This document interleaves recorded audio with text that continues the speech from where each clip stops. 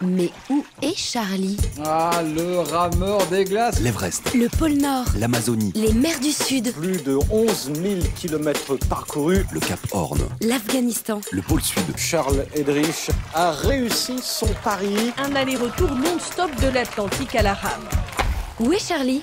Aujourd'hui, je suis au cap Guardafui en Somalie. C'est la pointe de terre qui forme le sommet de la Corne de l'Afrique. Bonjour Charles Eddrich. Bonjour.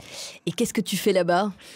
Alors, c'est le point de passage obligé entre l'océan Indien et l'entrée dans la mer Rouge. Je suis passé là-bas alors officier de marine marchande sur un porte-container sur la route de l'Orient.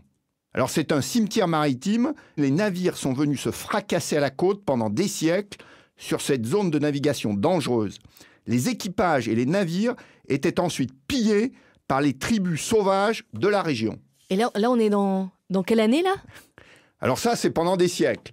Et maintenant, on est en 2008, parce que la zone est toujours très dangereuse, parce que le piratage perdure. Cette tradition malheureuse est toujours d'actualité.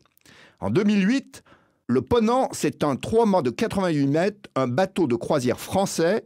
Il revient des Seychelles. La nuit, il navigue tout feu éteint.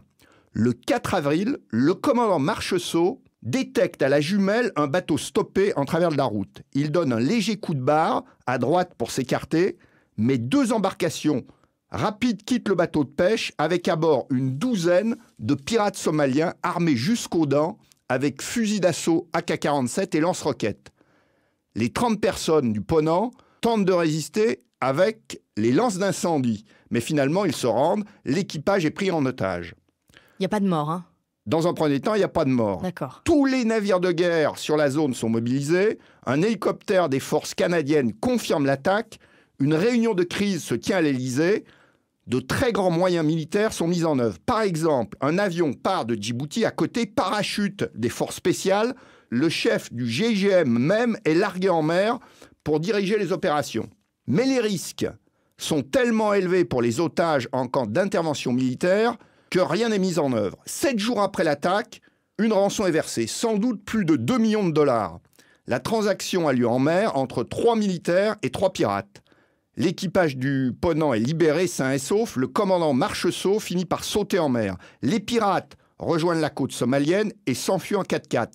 Des hélicoptères français stoppent un véhicule, récupèrent une partie de la rançon et capture 6 présumés pirates. En 2012, après un procès, 2 d'entre eux sont acquittés et obtiennent 90 000 € pour détention abusive et préjudice moral.